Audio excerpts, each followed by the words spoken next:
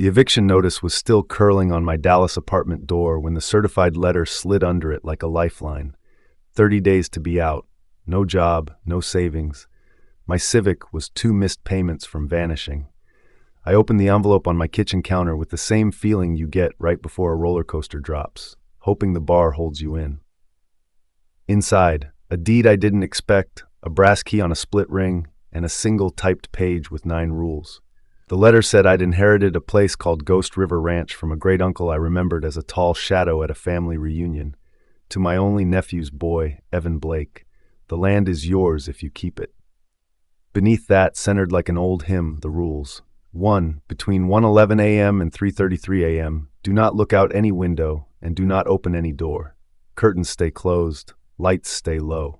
2. Count the herd at dawn, noon, and dusk. If the number has increased, not decreased, ring the copper bell 3 times and radio Deputy Aragon immediately.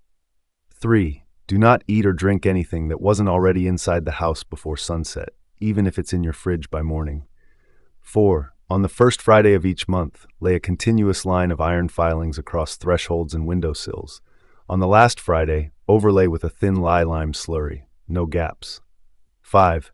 If scratching starts on the walls, count to 50 slowly. If it persists, recite Psalm 23 aloud. Do not step within 6 feet of any wall until it stops. 6. After dark, no visitor enters unless they answer the question, what did the river take? The only correct reply is, it took the bridge. 7.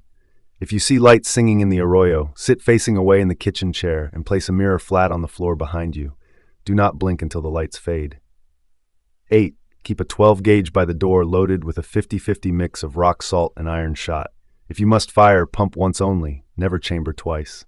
9. Never cut or harm the old cottonwood by the dry river. On the new moon, leave 3 smooth river stones at its roots. At the bottom, in my great-uncle's block letters, names are invitations. Don't give yours away. By sunset the next day, I was somewhere west of Fort Worth with 2 duffels, a toolbox, and coffee grounds taped shut, watching the sky get bigger than my problems. Arroyo Nocturno sat where the road decided it had done enough. 2 blocks, a church, Rosa's Roadrunner diner with a hand-painted bird, Huck's Hardware with a bell that probably scolded. The town sign said pop. 290. It felt like fewer. Ghost River Ranch lay 3 miles out, reached by a road that didn't want to be one. The house was a 2-story adobe turned toward a wind-twisted stand of juniper. The red barn squared against the horizon, and beyond that, a pale scar of a dry riverbed. At the bend stood a cottonwood so big, the rest of the landscape looked like it was kneeling. The front room smelled like dust that had learned manners.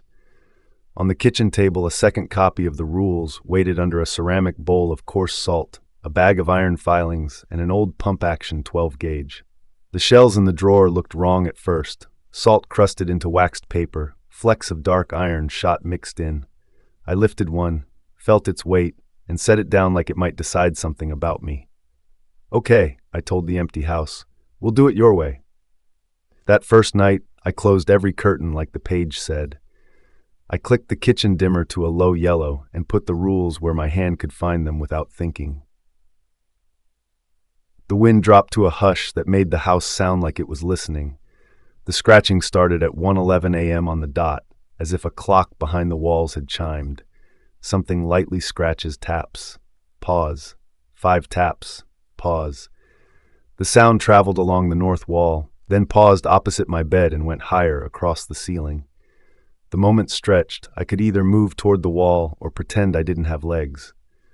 Rule 1 sat with me like a stern ant. I counted to 50 as Rule 5 demanded. At 47, the footsteps above stopped exactly over my head and lingered. Ceiling footsteps stop. I recited Psalm 23 because it was the only one I knew without a phone. My voice sounded loaned out. At 3:34 a.m., pressure let go of the rooms all at once, like a held breath released. I slept in the cheap way you sleep after a fever breaks. Daylight showed faint scuffs on the windowsills, swirls in the dust like someone's fingers had been there wearing gloves. The rules felt less like folklore and more like something I didn't want to test. The morning list said count the herd. The deed listed 28 head. I counted 30. Relief hit first, free cattle, but Rule 2 landed second. Increased count means ring the bell 3 times and call. On the porch, I found a small copper bell hanging beneath the eave that I hadn't noticed. I rang it 3 times. Copper bell chime. The sound carried flat and far like the air had been made for it. I keyed the radio that hadn't been there last night, but somehow sat under the rules now like it had been waiting. Ghost River Ranch for Deputy Aragon, I said, voice trying not to crack. Count increased, 28 to 30. Copy, Ghost River, a woman answered, calm like good shoes. This is Deputy Sarah Aragon. Stay on your porch, windows closed, do not address the extra head. Do I? Porch, she repeated. Help's coming. Deputy Aragon arrived in a county truck the color of tired sky. Mid-30s, hair braided flat, expression you'd call kind after you'd known her long enough to see she'd earned it. She clocked the bell, the locked door, the iron filings on the sills with a quick sweep, then walked the fence line with me like we were checking homework. The herd drifted toward the middle pasture. 2 animals stood wrong inside the group. Everything on them looked right. Hide, tag, twitching ear. But they faced a fraction off from the herd's center, as if listening to a conversation the air had forgotten to relay. When Aragon lifted her chin the smallest degree, the 2 peeled forward together until they reached the fence and stopped. Their eyes didn't blink at the right time. She rang the copper bell once, a small scold. The not-quite heads flinched in unison. They didn't leave so much as cancel themselves slowly, like bad code compiling out. Starter kit's waiting at Rosa's, she said. Iron, salt, copper bells, some wire. Follow your rules exactly. If the count goes up again at noon, ring 3. Daylight means nothing here. Do you have a name for any of this? I asked delicately, not wanting to say a word I'd regret having said. She considered, then shied away from it. Most folks don't call things they don't own, she said. Some say the borrower when they're tired enough to be lazy with their mouths. Around here we stick to what it does. It borrows voices, faces, outlines, names. Fences are courtesies, so are we. Rosa's Roadrunner Diner served coffee that hit like a stern lecture. Rosa Delgado poured me a cup and set a paper bag on the counter like it owed me rent. Iron filings, copper bells, a can of lye, rock salt, shells with iron shot mixed in, a roll of thin copper wire, and a hand-drawn card. Deputy Radio, Channel 2, noon checks. That'll start you, Rosa said. Juniper bundles are behind the register if your house gets uppity. She nodded toward a booth where a man with sun in his wrinkles sat like furniture. Cass'll tell you the older parts if you're polite. At the corner, a vet's truck door chimed open. Dr. Mateo Delgado, Rosa's son, walked in with a notebook, sleeves shoved to elbows, hands nicked the way working hands are. He took me in the way a vet looks at a dog, gait, eyes, the way fear sits on you. You the noon count? He asked. I guess, I started. Say you are, he said gently. I'm the noon count, I said, and it lodged better once said. He nodded. Herds talk if you watch. If they lean as one toward the river and stop chewing, something you can't see is pacing. If one listens wrong, you ring, you don't narrate. He made a bell doodle in the margin of my fear, and somehow that helped. On my way out, Huck from the hardware slid a flat box across the counter. Mirror tiles, he said. Sit in a chair facing away if the arroyo sings. Put one flat behind you. Don't look back. How will I? You'll know, Huck said. Belief is optional. Courtesy isn't. I went home and treated the rules like a to-do list I didn't want to fail. Iron filings laid thin and unbroken across the thresholds, windowsills, the small attic hatch. A lime veil painted over the filings on the last Friday of the month, so hair-thin you'd miss it unless the light caught its slant. On the calendar, first Friday, iron. Last Friday, lie. New moon, 3 stones at the cottonwood. I wrote the last one small, like a name I wasn't ready to say aloud. The noon count held 28. At dusk, 28. I locked the doors early. I did not whistle. I did not say my name when I stepped outside to breathe the chill. At 11:42 p.m., someone knocked like a neighbor with jumper cables. Hey man, a voice said, warm as a tailgate. Truck died by your cottonwood. You got a set? Rule 6 stood up in my chest. After dark, no visitor enters unless they answer, what did the river take? The only correct reply, it took the bridge. What did the river take? I called through the door. The river? The man chuckled. Buddy, I just need... What did the river take? I repeated. The river took the... the voice said, and something in it stuttered like a tape snagged on lint. The ba bridge. The vowel sat wrong in the mouth. He made it right the second time, but the first wrong would have been enough. My breath fogged in a quick oval near the door frame, though the kitchen was warm. Rule 3. Bit from earlier. I hadn't broken it that night, but it had 3 days to spend me for the water I'd drunk at the wrong hour. I felt something on the other side of the door inhale when I exhaled. The wood under my palm cooled like a tension makes its own weather. I pumped the 12-gauge once. Not twice, I reminded myself out loud. A double pump invites an echo shot you didn't make, opens paths you can't close before dawn. The voice outside changed gently into a version of my father's when I was 6, which is a neat trick for something that can't know what he sounded like. Then my own voice answered me from the porch, almost perfect. Come on, Evan, I'm freezing. It didn't get the tiny scratch in my S the way exhaustion does. That's how it loses on the details. I sat with my back against the door and counted to 50, then to 200, then to 300. When my legs went numb, I didn't move. At 3:34, the house released me without apology. Under the bottom step lay a twist of copper wire the size of a ring, warm as if someone had been turning it in their hands a moment before. I put it in a jar and labeled it, "No thank you." Breaking Rule 3 happened stupidly. I woke at 4:15 a.m., mouth dry enough to chew ice I didn't have. The fridge hummed a comforting hum. Inside sat a sealed bottle of water, beads of condensation fat and honest.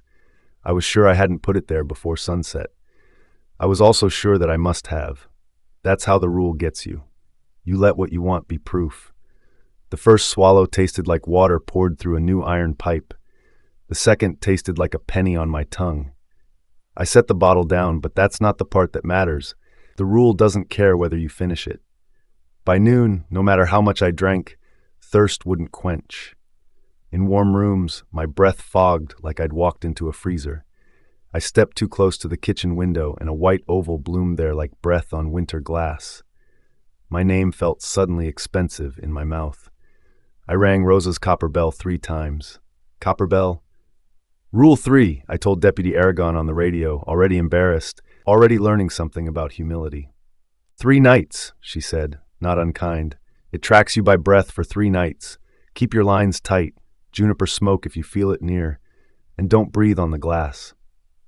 How do I not? Practice being boring, she said. It loses interest faster when you don't perform. That evening, my breath wrote itself on anything shiny, on the microwave door, on the kettle, on the chrome of the faucet where a second oval lingered half a beat too long, like something outside was mimicking time and needed practice. I taped a square of cotton over the bathroom mirror. I moved like a man trying not to startle a deer he couldn't see. When the ceiling footsteps came, I counted to 50 with care and did not approach the wall. Ceiling footsteps stopped. Something on the other side of the adobe did the same count, out of sync, as if learning how to be a person. Morning came because it always does out there unless you break the wrong rule in the wrong way. The town decided I needed training like a person needs vaccinations. Rosa poured coffee and put a plate in front of me bigger than my appetite. Eat while you can taste it, she said. Some weeks food tastes like nickels and you drink soups through your teeth. I didn't ask what weeks those were. Mateo slid into the booth and drew Ghost River in boxes. House, barn, river, cottonwood. He added arrows for wind. If the herd swivels as one toward the river and stops chewing, something's pacing the far berm, he said. Don't narrate it. Bells, not words. He drew a little bell. Copper carries cleaner. Why copper? I asked. Because iron makes it mad and copper makes it behave, Rosa said, like some men. Cass sat 2 tables over, not listening in the way men who are listening don't. Names are invitations, he said to his coffee, and so are questions. Ask them with bells. Huck bagged mirror tiles without charging me. Set them flat if the Arroyo sings, he said. Chair facing away, don't blink. What happens if I do? I asked. You'll look, he said. The next new moon I walked to the cottonwood with 3 smooth stones in my pocket, the kind that feel good in your hand because the water taught them patience.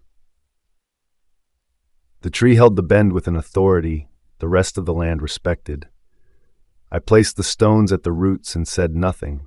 and it felt polite the way not interrupting someone is polite. Cass appeared without sound like men who have learned to be gentle with old things. He pressed his palms flat against the bark. "Neutral ground," he said. "Only if you behave. This place holds two worlds' breath at once." "What is it?" I asked again, because curiosity is a stubborn animal. He didn't look at me. "A borrower," he said finally. "It borrows voices, faces, outlines, names. Don't lend. Don't take on debt you didn't ask for." The lights came back a week later, like a song you forgot you loved. 4 notes repeated, the tune my mother used to hum when I had a fever, the one she said came from her grandmother, who came from a place where the river moved different. Memory is a door, and this one was propped open with something I wanted. Rule 7. If you see lights singing in the arroyo, sit facing away in the kitchen chair and place a mirror flat on the floor behind you. Do not blink until the lights fade. I pulled the chair to the middle of the kitchen like I was moving a refrigerator. Slow, straight, taking corners wide so the house wouldn't scrape. I set a mirror tile flat behind it. I sat facing the bathroom door and watched the pattern in the wood, because people can watch patterns longer than they can watch light. The song threaded the room. My eyes watered. Every primitive part of me wanted to turn and swallow a look. In the mirror, the lights lengthened into ovals and slid along the baseboard, slow as lanterns carried by hands the height of a kneecap. I did not turn. The smell of juniper came and went, though nothing burned. Rosa said it means a neighbor is thinking of you. The taste of iron rode the back of my tongue for a count of 10 and left. A breath grazed the hairs behind my right ear that wasn't wind. I counted my pulse. Inhale 1, 2, 3, exhale 1, 2, 3, 4, until the numbers were the only thing in my head. When the song faded, it didn't end. It receded like a receding wave, leaving the floor mirror fogged with 2 ovals. Mine cleared first. The other lingered long enough to be rude.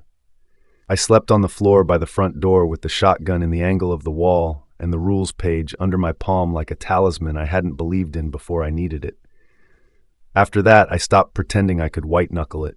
I built routines until they were habits, then I sharpened the habits until they cut clean. Morning, count, fences, wind.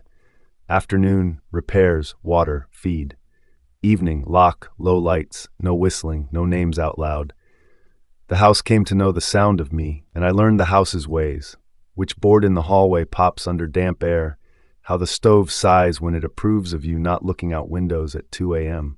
I hung copper bells low on the porch rails, knee height, shin height, so even careful legs would say hello. I strung thin copper wire beneath the eaves where Huck had set small eyelets into wood older than my decisions. I set mirror tiles in a neat stack by the kitchen chair like coasters for something you can't put on a table. I scribbled on a sticky note and taped it to the shotgun stock. Do not pump twice. Cameras didn't help. We tried. The lenses filmed fine until we reviewed. Where there should have been yard, there was a polite storm of static like snow. Deputy Aragon said it was the most honest thing the cameras had ever shown her. On the new moon, I left 3 stones at the cottonwood's roots and the coyotes sang. On a night I forgot, they didn't. Distant coyotes fall silent. The quiet was so loud my molars ached. Something else used their voices an hour later and asked from the fence line, soft as a favor, "What's your name?" I didn't answer. I rang the bell once. The thing that wasn't a coyote went quiet the way a person does when you don't give them what they want, and they pretend they didn't ask. The week the pressure changed, it changed for everyone. Radios became unreliable in a human way. Crosstalk, half words, checks that sounded like the speaker and then didn't. Doors unlatching themselves across the valley at the same minute, like a choir starting on one breath. Loft doors open at dawn with hay drifted like a hand had combed through it. At 12:19 a.m. on Wednesday, 4 ranches reported increased counts. At 12:41, 3 barns found their loft doors hanging open. At 1:03, Rosa's bell chimed twice without a person touching it. Huck's camera panned nose to wall and stayed there, filming paint like it was a documentary about beige. Deputy Aragon set up at the crossroads near the grain tower and split the town into even and odd like a math problem. Even numbers on channel 2, odd on 4, she said. Top and bottom of the hour, click in, no one alone. 2 per property if we can spare it. Between 111 and 333 we hold. We are not bait. I drew sight lines on butcher paper at my kitchen table like I was building a bridge laydown. If Rosa slid 2 steps to the right, her kitchen cone would kiss Huck's blind triangle. If Hendricks moved, she'd create a funnel the thing could use to scoop a human out of their house and into the night without opening a door. If Mateo stayed exactly there, his porch light cut my east yard's black corner in half. At 1:26 a.m., Hendricks clicked 3 times and then nothing. Then twice. Then nothing. "Nearest 2 to Hendricks, move," Aragon said, voice so steady you could set a cup on it. "Doors stay closed behind you. Names stay in your mouths." I was nearest. Mateo was second. We ran under a sky that felt like a lid being set gently on a pot that had decided to boil even without a flame. My bells chimed as we cut the porch. The dry river made a hiss you feel in your teeth when we crossed it. Hendricks's house looked like it had been held by a giant hand and put down again exactly where it had been, but slightly more tired. "Question," I called through the door. "What did the river take?" "It took the bridge," she said, not steady but true. "Open a hair on my mark," I said. "Mateo, low." She cracked the door. Mateo fired once into dirt. The salt and iron opened the air bright as a bulb, and something that felt like a tension flinched backward hard enough to rattle the porch light. The loft door sighed shut upstairs like a lung exhaling. We went home intact. Rosa called the next morning's gathering a briefing because calling it church would make folks expect absolution. Deputy Aragon uncapped a Sharpie and turned butcher paper into a grid, mirror tiles at thresholds, copper bells on hinges, iron filings refreshed, radio codes for "I see lights, I hear singing," and count increased. "Full grid protocol tonight," she said. "We do not chase, we do not narrate, we hold." "Any prayers?" someone asked from the back without irony.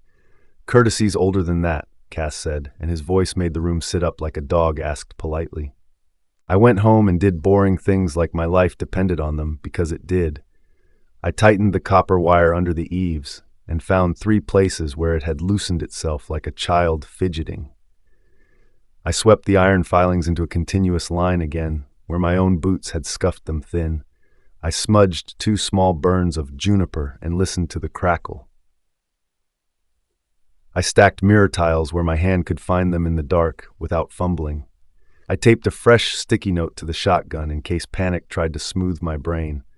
"Do not pump twice." At 12:07, the Arroyo started singing soft, like a woman humming into a bowl down in the dry cut. Faint, glassy humming. I sat in the chair facing the bathroom door, and the mirror behind me showed light like lanterns carried by a patient pair of hands. At 12:23, my front door unlatched itself with the gentle click of manners. The chair under the knob shifted half an inch. The bells chimed once bright and disapproving. I didn't move. I breathed like a person who had decided to be boring for survival. The radio ticked with check-ins. 2, 4, 6. Rosa's voice in the background naming pies, apple, pecan, lemon icebox, which I learned later she does when someone needs a metronome to keep their breath on. Huck cursed inventively at a hinge. Hendricks said, "Holding," in a voice that made me want to wash her kitchen floor for her when this was over. At 1:46, 3 doors unlatched across the valley like a classroom of students leaning back in their seats at the same time. At 2:04, the singing in the Arroyo stopped mid-note, and every copper bell in town rang once together, not loud, just coordinated. Copper bell chimed distant. It felt like a hand pressed lightly against the back of my neck.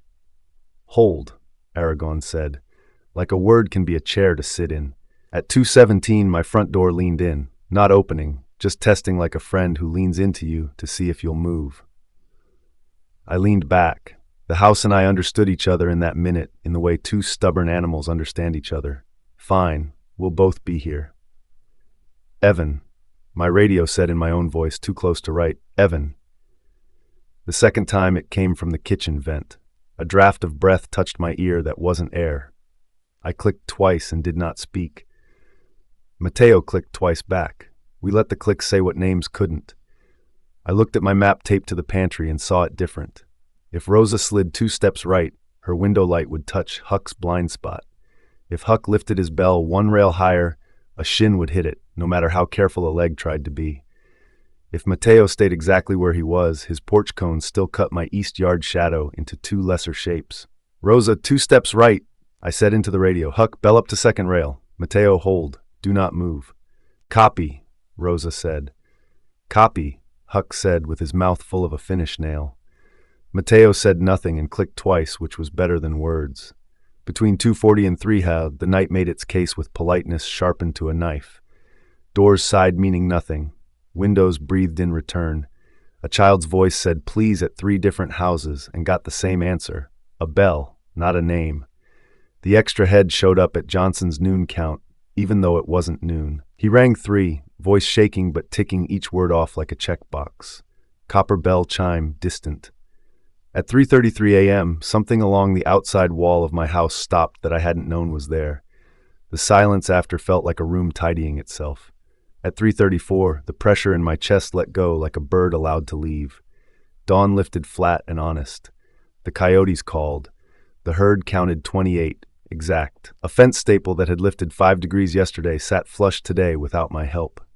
I let that be a win. In this place, you learn to take the small yeses and stack them until they look like a life. A week later, the borrower came meaner. It didn't rattle. It imitated better. Hendricks answered a door challenge, got the words right, and then froze because her dead brother said her nickname outside the window in a voice her bones recognized. Rosa rang her bell so hard the clapper bent and told her over the radio, "Bells, baby, not words." I learned a trick Rosa hadn't written down.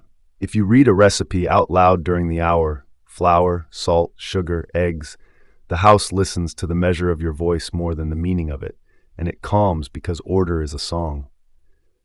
I kept a cookbook on the counter open to a page with biscuits and said the steps when the ceiling footsteps stopped overhead and waited. Ceiling footsteps. Mateo taught me to watch the herd's contentment like a gauge. Chewing means peace. Heads up and still means a shadow you can't see. Heads oriented all the wrong way means bait.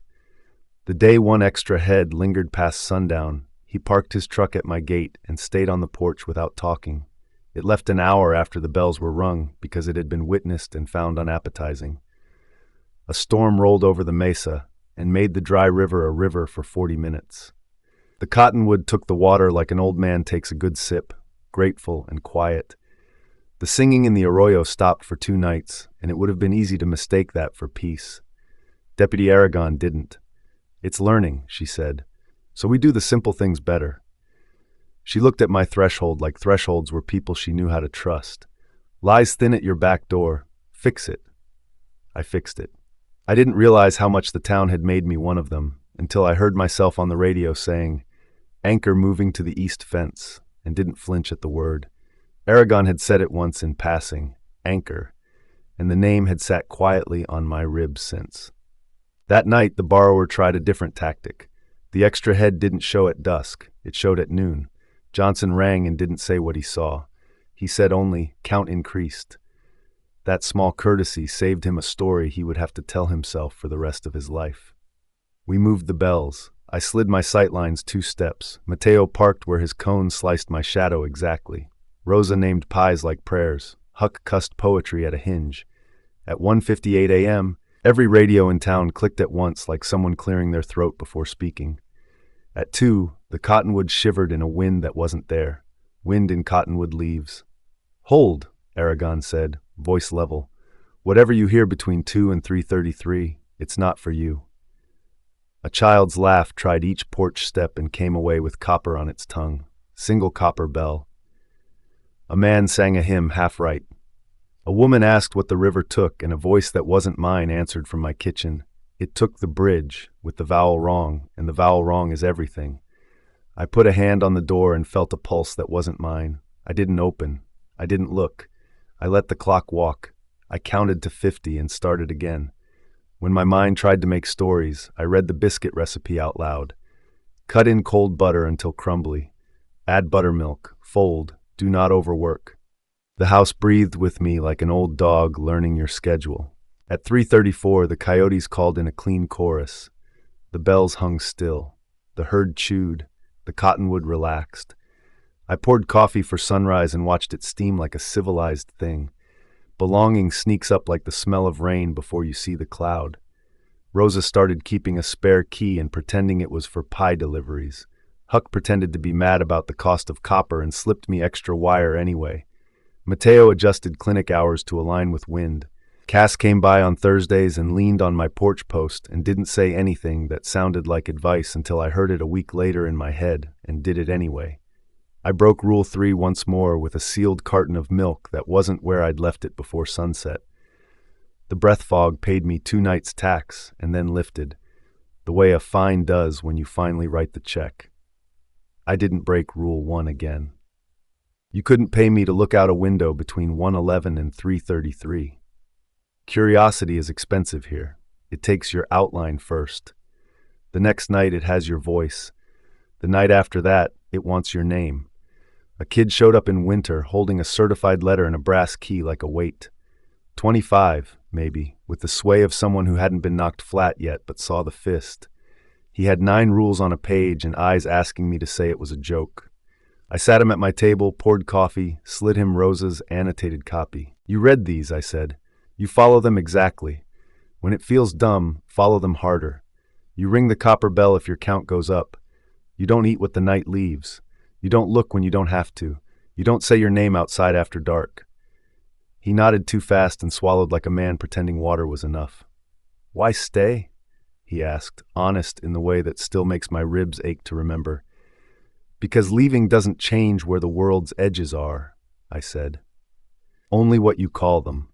And because some places are rude until you're not a stranger, then they're honest.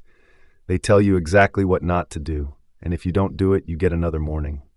We walked to the cottonwood and set 3 stones at the roots. The tree held its 2 worlds the way a person holds 2 truths that don't cancel each other out. I didn't pray. I kept the courtesy. You asked me to make the ending good, so I'll tell it the way we say blessings around here, plain, because it keeps you alive. Spring came like a shy guest, hands in pockets.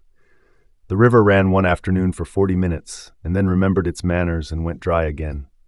The singing didn't come that week. I refreshed the iron filings. I swept the lie into a veil. I counted 28 twice, then once more, because sometimes it matters to do a thing 3 times. Just before a new moon, the air went tight the way it does before fireworks. Aragon called a quiet grid, check-ins without chatter, pairs in place, bells tested with the toe of a boot. At 1:12 a.m., the Arroyo started humming soft. At 1:17, light moved under the kitchen window like someone taking careful steps. At 1:19, a voice that was almost my mother's asked if I was sleeping.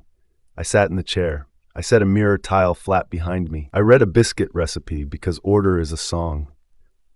The front door leaned in. I leaned back. The house and I did our old dance. At 2:04, every copper bell in town rang once.